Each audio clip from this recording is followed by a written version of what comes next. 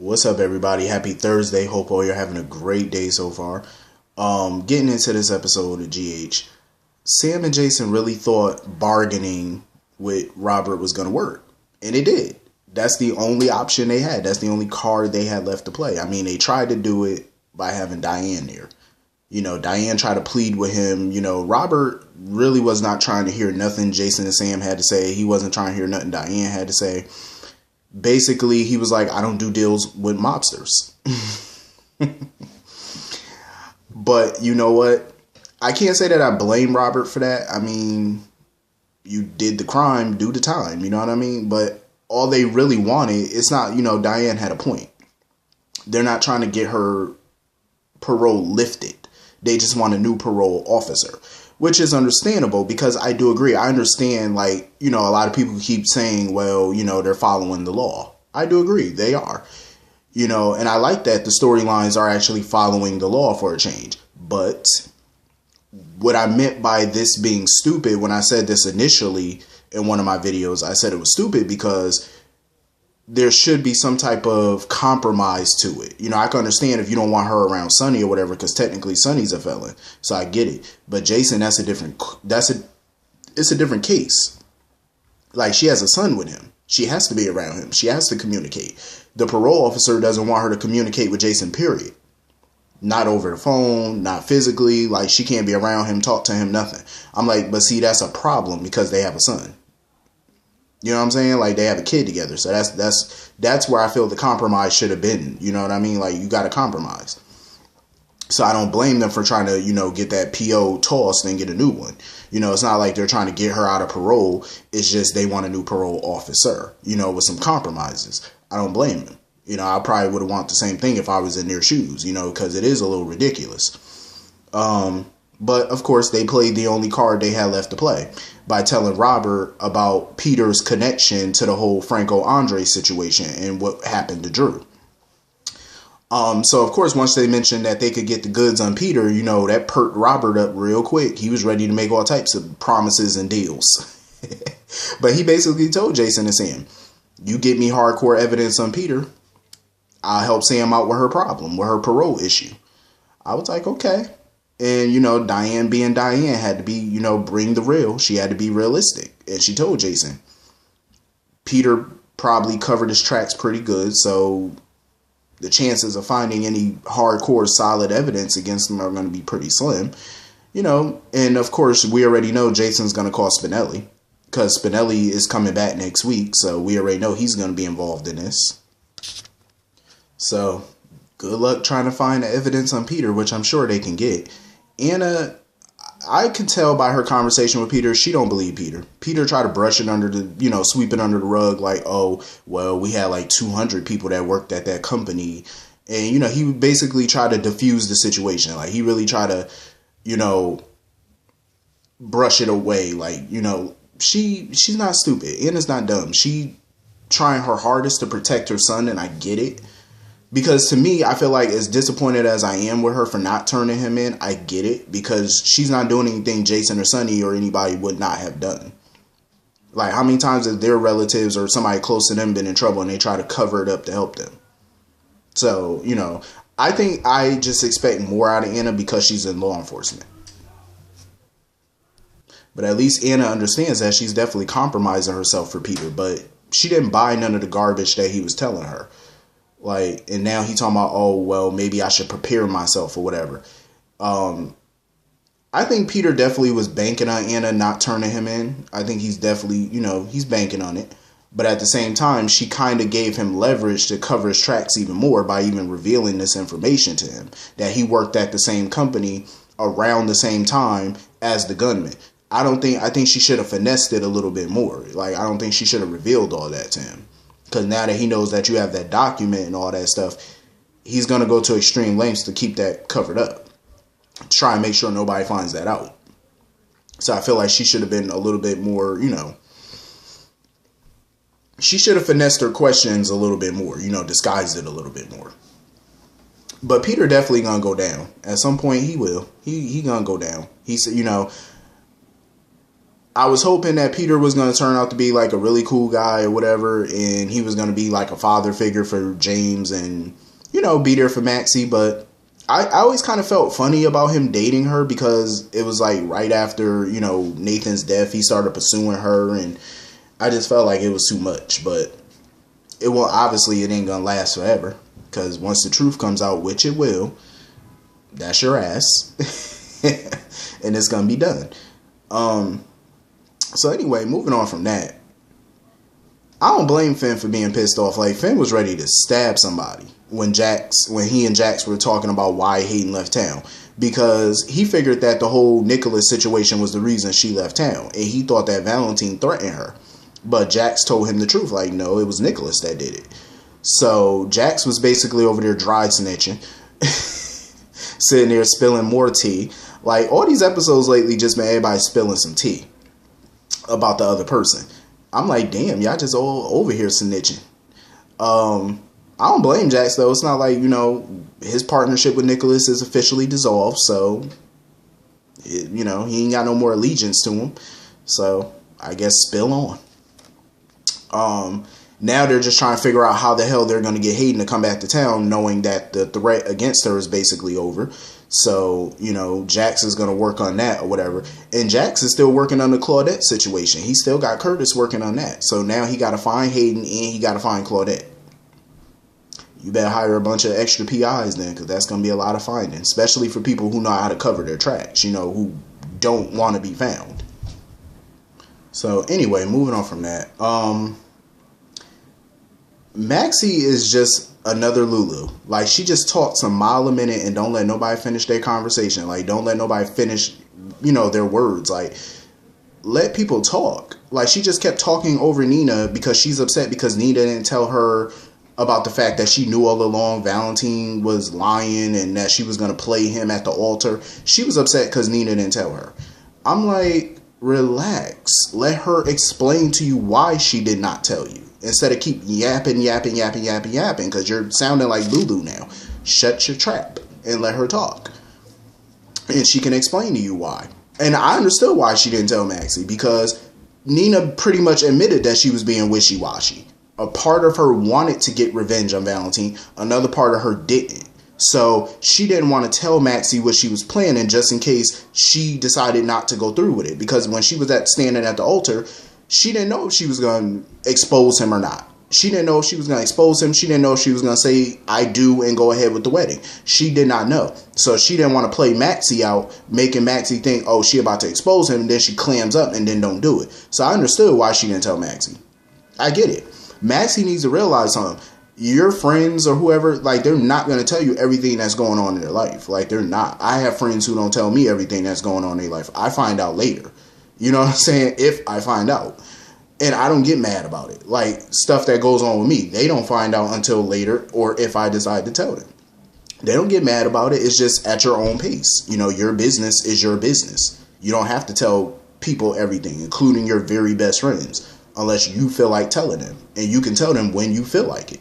You know what I'm saying? Nobody's obligated to know your information. You know what I'm saying? Like, or what's going on with you. Like, it's at your own discretion.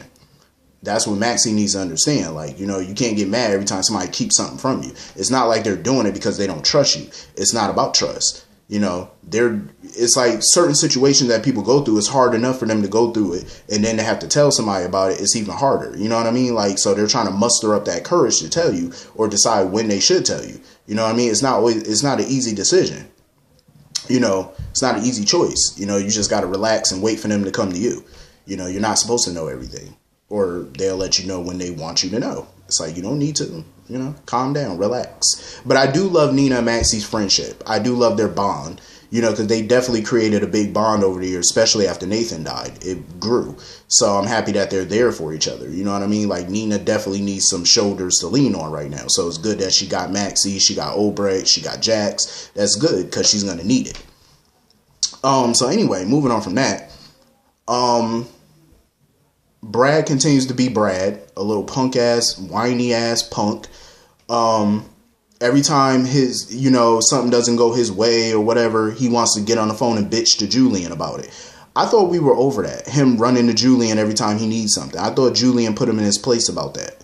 Like, stop running to Julian every time you run into a problem that you can't fix. Like, Michael suggested to Brad that he get a nanny because obviously Brad is struggling right now. You know, this is his first day back at the hospital. You know, he was late dropping the baby off the daycare or whatever.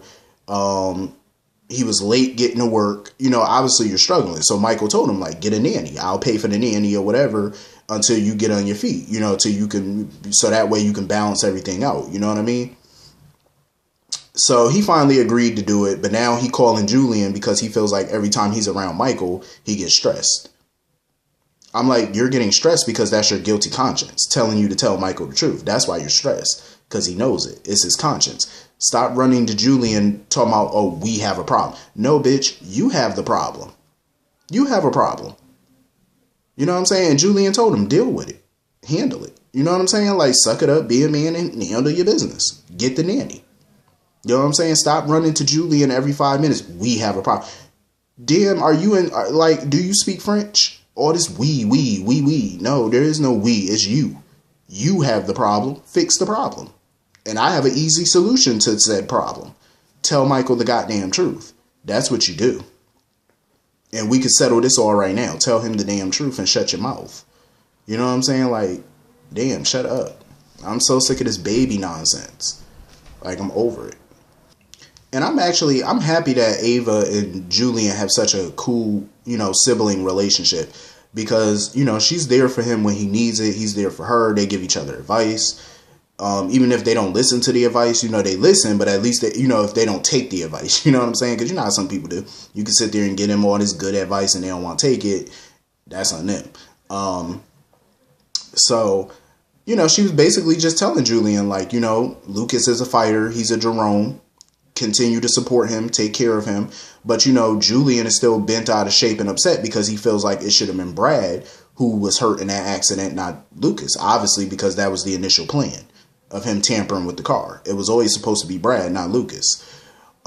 Julian is just, he's just as messy as Brad is at this point. Like, Julian should have never got involved in none of this, but now that he is, you have to, you know, deal with the consequences. And those consequences are, you know, the name is Sonny Corinthos. That's the major consequence. And you have to deal with that. So, I don't know how Julian gonna get out of all of this when it comes out, but more power to you.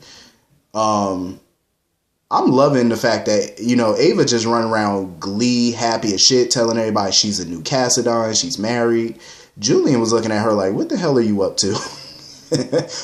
And she made it very clear. Her plan is simply to take the Cassadine fortune away from Nikolas. That's her plan because she wants revenge. He drove her to Shady Brook.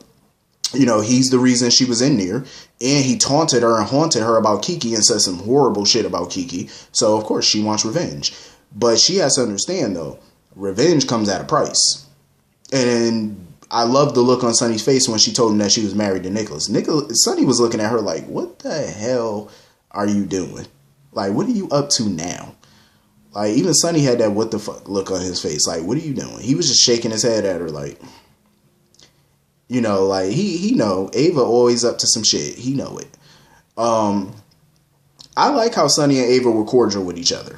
They were very cordial with each other when they were talking and stuff. And she was explaining to him why she married Nikolas.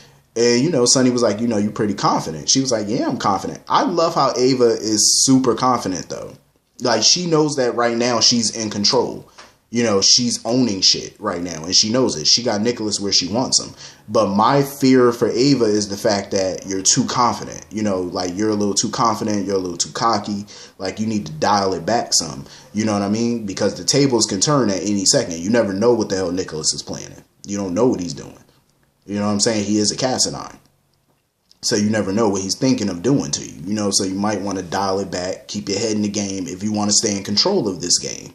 Because she's definitely playing with fire at this point.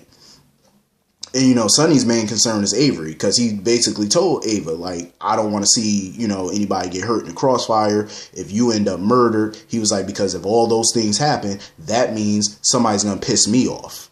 You know what I'm saying? Like, it's going to, you know, because at the end of the day, Sonny hates Ava. He doesn't like Ava, but she's still Avery's mother. So the last thing he wants is for her to die, and then he has to explain things to Avery. You know what I'm saying? So I get it.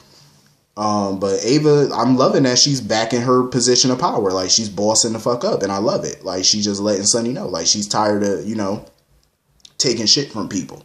And she's going to boss up. And I don't blame her. But you got to, dial it back a little bit and, calm down off that cockiness. Like, you got to relax. Just take it day by day and keep being a boss.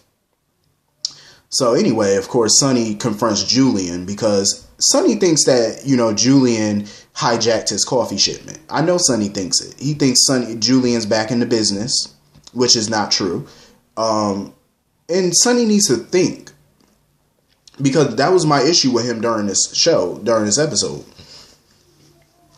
Like, if I understand why he thinks Julian's back in the business, because his boy told him how, Brad and, Julian were talking on the pier and Sonny and Michael's name came up. But if he was doing something illegal, why the hell would he be talking to Brad about it? Brad isn't in the business. You know what I'm saying? He's a lab tech. He's not in the mafia. So think about it. Like, why would he be talking to Brad about that? Of all things and all people, why would he talk to Brad about going after Sonny? You know what I'm saying? Like, Sonny needs to think about that. I can understand why he would automatically assume Julian's back in the business. You know what I'm saying? Like, of course, he's the closest enemy right now to Sonny. So, of course, Sonny would think something. Kind of like feel him out, rule him out, see if he had anything to do with it. But when the truth comes out, it's like all hell gonna break loose. Sonny gonna be after Julian throat. How he's gonna get out of that one, I have no idea. I love the conversation, though, between Michael and Carly. Because they're trying to figure out how the hell do they get Sonny to back off this, trying to get treatment for Mike. At the end of the day, it's like there's no cure for Alzheimer's. He's just trying to find something that will slow it down. But Mike's in the near end of this. You know what I'm saying? Like, it's too severe to slow it down. Because it's spreading, it's rapidly progressing. So right now it's too late. You're not going to slow it down. That's what Sonny needs to understand. Like, you just need to accept it for what it is. Spend time with your dad while you still can. You know what I mean? But Michael hit it dead on the head, though. He was like, the problem with Sonny is he's stubborn. He always has to have control. You know what I mean? Like, this is something that Sonny can't control, and I think it's driving him crazy. Because he's trying so hard to control the narrative, to control the situation, and he's pissed that he can't. And he wished that he had more time with his dad. But my thing is, time is something we all don't have. That's the one thing we will never have is enough time. I don't care how long you're on this earth. It will never feel like enough. So Sonny needs to come to that realization. Like, he just need to figure that out, quick, fast, and in a hurry.